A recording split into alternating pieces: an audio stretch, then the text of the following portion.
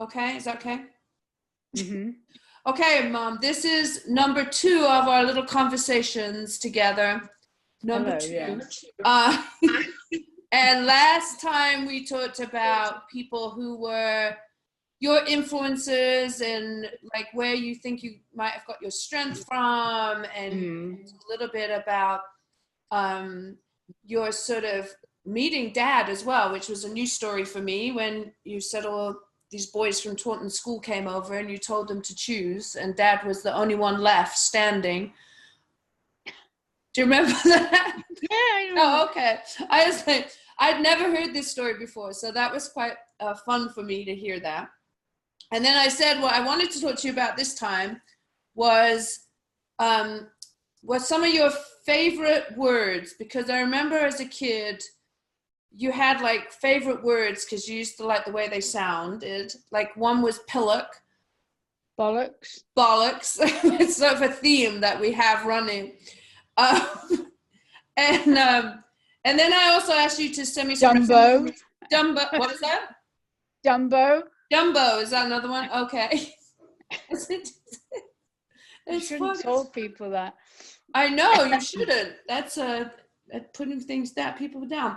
But the other thing I was really interested to talk to you about is about what it was like to be a parent of Rich and I. Like, what are some of the things you learned about being a parent, especially in those teenage years, because we were quite different, Rich and I.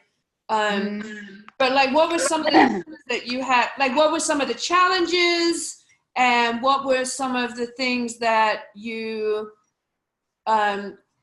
sort of lessons learned that if you were going to talk to somebody who is a parent of a teenager now, that you think would be important? The big question for a Friday morning. Yes. Well, I remember when you first said you were leaving home. And you were going to live in a squat. And you were writing a letter to leave for me to read. Right. But I came in as you were leaving it, and I read it. Right. While you were there, so I cried. Yeah, I remember I remember a howling, like a deep cry, like it was. Yeah, it was distressful. Was it? Yeah. Yeah. Yeah. So, because that was a bit of a shock. And I didn't know a quarter of what you got up to. Rich tells me, "Oh, you'd never know what she got up to." Because you kept in contact with him, presumably. Yeah. Yeah. Yeah. So he said, that. And then, you see, my mum just accepted you, because I remember it was your hair when you had your Mohican.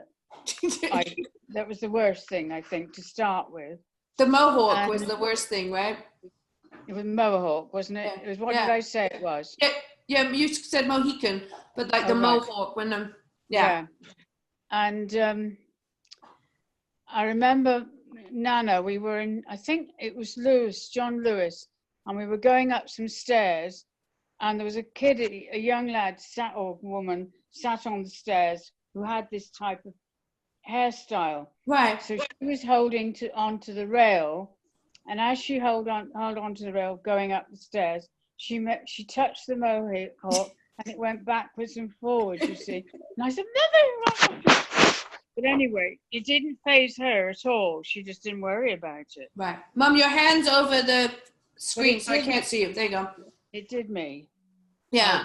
But your dad didn't say anything. He was just very quiet about it. Right. And then I can't remember when you came back. You bought that friend of yours as well that you were living in the squat with. You came back. Yeah. I remember, was that with Deb? I think it was Deb. I don't know. And I remember I think she had black straggly hair, I think. Yeah, that's Deb. That was Deb, yeah. So it sounds like it was a real shock when I said I was leaving, and then sort of a lot of, I mean, since I was like, Nana had more like, was able to accept it more in terms of like, oh, this is Nick and who she is. Yeah. And Dad wasn't reacting at all. I can't remember him doing that. No. Yeah, I do remember you used to send me postcards that just said "ET phone home." Do you remember that? Oh, I used to send those to Richard as well. Oh, you did? Yeah, he never phoned home. He never. Right. No. So, like, that was a sort of a hard time, I think. I think it's a hard time for girls and moms, especially in the teenage years, that there's a lot of, like, I think because sometimes when you're very similar, especially in your teenage years, and you don't necessarily want to end up like your mom, is that there's a lot of battles and a lot of sort of asserting. Well, and you were going through a lot of battles, weren't you? Yeah. So I was also, you know, and I think you found that difficult to talk to us about, which I thought it all along. Right. And then you did. I can remember you were sitting on the stairs at this house, and you told me then. Right. And I said yes, and you know, didn't worry Mum at all. Right. Yeah, I remember you saying, I think when I feel like it was when I was like 13 or 14, you asked me if I was gay, and I said I didn't know yet. I can't remember that. Yeah. I can't remember asking that. Right. I don't know why I would have asked you that early either.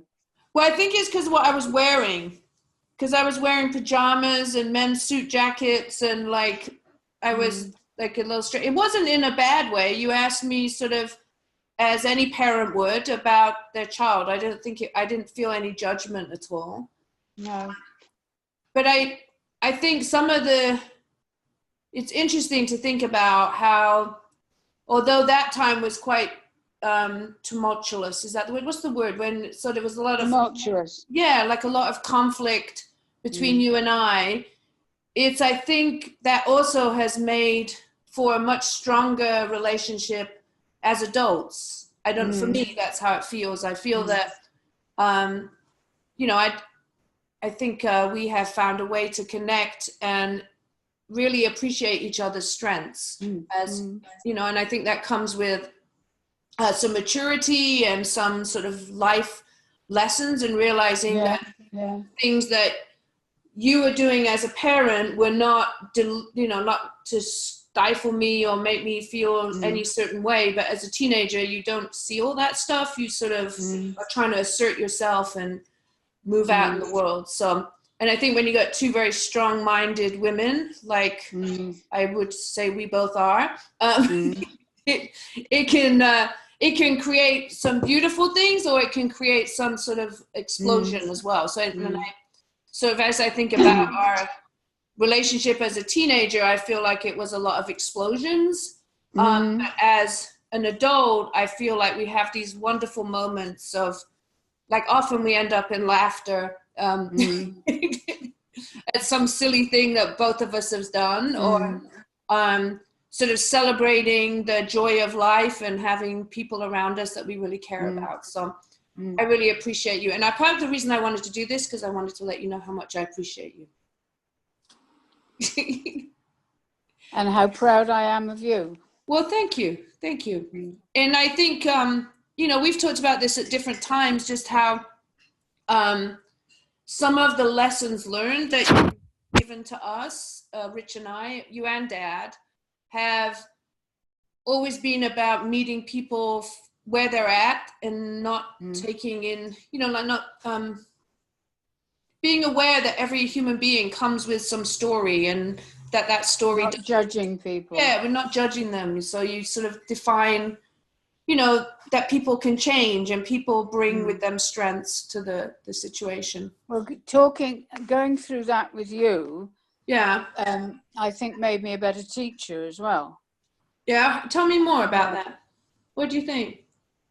I don't know. It's just that I felt I was always there for anyone who's in trouble, and and I told them that I was always there. Right. And when children came to me and a new class, I always told them, I didn't care what had gone before or what they were like, that I wasn't going to judge them, and that it's how they behave now with me, right, that I would judge them on, not right, what's gone before. It doesn't matter. Yeah. It's interesting because I think it's there's a lot of lessons learned from living a life. You know, there's so many things that happen, and I think one of the things that I really appreciate about you and Dad, that I think you gave both Rich and I, is sort of a capacity to like bounce back from things, like not to hold on to things for a really long time.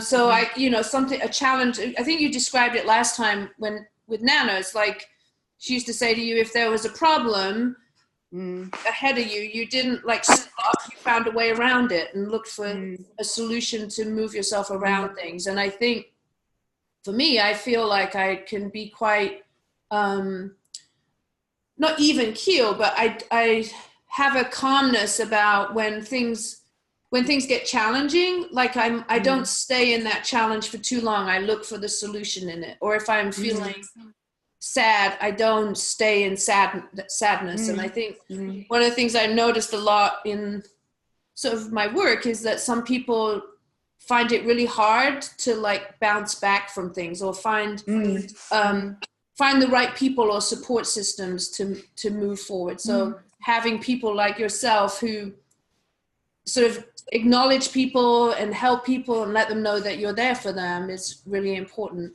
And I think you show people how to sort of be in the world by the things that you do as well. Yeah. So I can just see the half of your face. So I'm going to ask you to, there you go. Now I can see all of you. That great smile. So I was thinking also about, because that was quite heavy stuff. It's to talk about, but it's Rich always said to me, you didn't know half of what Nikki did, Bum. What does he mean by that? I know.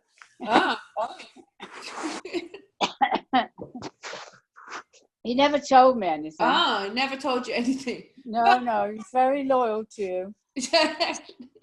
Well, that's part of, well, here's one of the things I know, whatever Rich and I got up to or did, or I did, I think there was always, and even though I might have been detached and not living at home, the things that you and Dad instilled in us in terms of values, like stayed with me all the way through that. So I knew the difference between right and wrong. I knew that there would be people that would, I think you was talking about this in your advice to your 15-year-olds when we talked last time, is that there would be people who try to persuade you to do things that you didn't want to do. And it was, you had to stand have a decision made before that happened so that you could do the right thing. And so I think through all that time, those lessons and those values stuck with me. So I don't think they got lost anywhere in translation around that. So what about, I do remember, I think one time when I then sort of started seeing you more after when I first said I was moving out, and I was working at the Albany Center. Do you remember that? When I worked as a youth worker at the theater company and then at the Albany Center? Yes, I remember. Remember that? And remember when I came back on my 18th birthday with a broken nose? Oh, somebody hit you, did they? Yeah, I was at a concert and skinheads beat me up. Well, I didn't know that. Yeah. Gosh.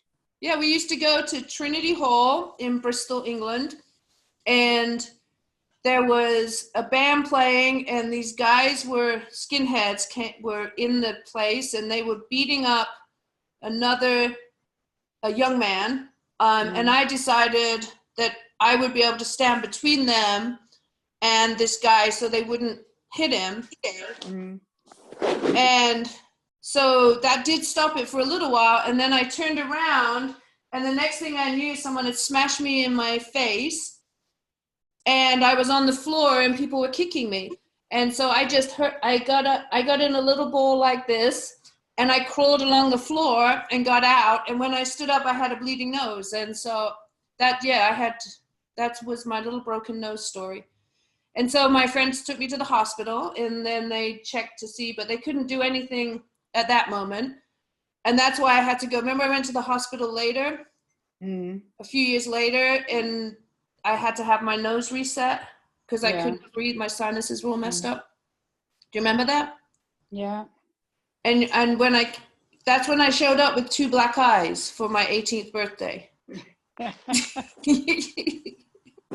Oh, grief. Oh, grief, she says. And how old were you when they beat you up? Well, it was just before my 18th birthday. Oh, right. Yeah. Was it 18 or 21? No, it was 18th, I think. Weren't there police or anything there? Oh, no. But what happened was, after that, this group kept coming back, and the next concert that we were at, somebody got their arm broken, and then the police got involved at that point. But it wasn't. No, it was just one of those. I mean, they got dissipated into the crowd, and it was it just happened. But now my nose looks okay. Yeah. It's just. But that was she's like, oh, I don't remember that story. No, perhaps I put it out of my mind. You might have, because I remember telling you the story. And then, what was I thinking about? Another time probably was when I told you I was coming to the United States. What? Yeah. What do you remember about that? And that when I left, I remember the party I had at your house as well. Remember all that? Oh yes, Jackie Jenkins and you dancing and everything, weren't we? And going in a big circle. Yeah, I've got photos of that. That's cool. Yes. Do you remember when I just cried when I didn't cry in front of you, but I sobbed. When we were at the airport, or when I told you? No, when you told me. Okay. Yeah, I had a tear at the airport. Yeah. But no, I sobbed. What were you worried about? I wouldn't see you again. Yeah? Do you think I was going to disappear? No, well, I mean, it's a long way, America. I know, but Chicago had such a reputation. Oh, right. Which you, like, now is, like, you have you love Chicago, right? You like coming here. Yeah. I remember going to the airport with you and Dad and Rich and Nana Smedley. And it wasn't until I went through, like, immigration, like I had gone through the security, that I realized I was actually leaving, and it hit me. And all I remember is crying all the way through the duty-free shops and hanging out. And I was like, oh my goodness, I'm not going just on vacation. I'm going for 18 months at that point, which turned into many, many years now. And becoming a citizen here, which is wild. But what was I going to say? So there's we're going very quick through my adolescence and into adulthood, and sort of now, I feel like our relationship is probably closer than it's ever been. Yeah. And I think a lot of that has been, I think sometimes distance makes it, me realize how important it is to stay connected. And now we have this technology that allows us to do this in a way that we couldn't do when I first came over here. Do you remember when AOL, and we used to have the little cameras and we would try and do this. Yeah. Every 2 minutes it would stop and we couldn't hear each other. Yeah. It's amazing now that we can have these conversations like this. It's wow. So knowing all that and like, what are the things, I mean, because you had Rich as well, like, what do you think are lessons that you would say to parents of teenagers, or things to just not worry about or think about as a teen, you know, if you have parents of teenagers that maybe are like not connecting in a way they used to when they were younger and stuff? What would be your advice? I don't know. Rich and Luby have got Lola coming up. Right. Yeah, so I don't know. I suppose you've just got to be there and try not to judge too much. Right. And trust. I mean, I usually quote you as examples, actually. And you know, you've got to trust that you'll come through and become a wonderful person like you are, trustworthy, caring, and all that. And you know, and in the end, if you brought them up properly, they will be like that. They will come right. And you know, when you went into a squat, it was a bit difficult then. But that's, you know, you've just got to, as a parent, hold fast, really. Right. It's funny because I often, when I was working at Youth Outreach Services at the Adolescence outpatient center, and then I was a detached youth worker, and I used to talk to parents about how it's almost like adolescence is a little bit like the terrible twos. So in the terrible twos, like little ones are always asking why, and they're pushing the boundaries to see like how they can move out in the world.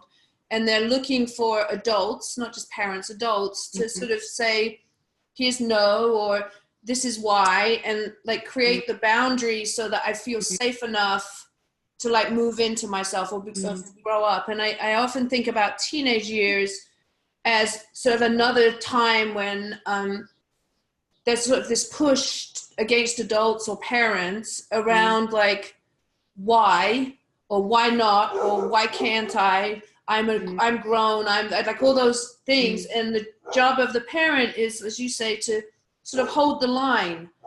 Because really what I think is happening in adolescence is people are pushing to see where no is, like how far can I go? And so when you think about adolescence as risk-taking, it's like there's a strong urge for risk-taking and sort of growing. It's parents are holding the line, and when you hold the line around stuff, that's when conflict happens. And so it's sort of understanding that often when young people are angry and pushing back, it's not necessarily aimed at you particularly. It's aimed at this idea of where's, you know, you can't do that, or this is why I'm protecting you. Like, because the parent is coming from a place, one hopes, or the adults in a situation come from the place of protecting young people. I think there's exceptions to that, as you were talking about last time we were talking, when young people are abused by adults who use their power in lots of different ways to against young people. And so young people sort of in those situations like really need to find other adults that can support them in positive ways. And so thinking about those things. I think there's a lot of lessons learned from realizing that those things also are the things that when you put those in place, you and Dad, for me, now as an adult, are really help me as an adult to be the person that I am. So it's I love all this stuff because it's all connected to the fact that there are often struggles and challenges and things that are difficult, but there are ways to sort of honor those struggles or things that you've gone through, to think about like where you are today, and then you're able to appreciate what you have we have in this moment. And I think often maybe we don't do enough of these sort of conversations that allow people to say thank you to each other for the gifts that they've given each other. So, that's while you were talking, I was thinking about like a little compound that you put sheep in, and them trying to get out. And I remember, and you trying to get out because it was, like, or a child trying to get out of when not a pushchair, one of those cop things. Oh yeah, I know. Yeah. Playpen. And it's pushing and exploring and finding out what's in life, isn't it? Right. Yeah, and finding.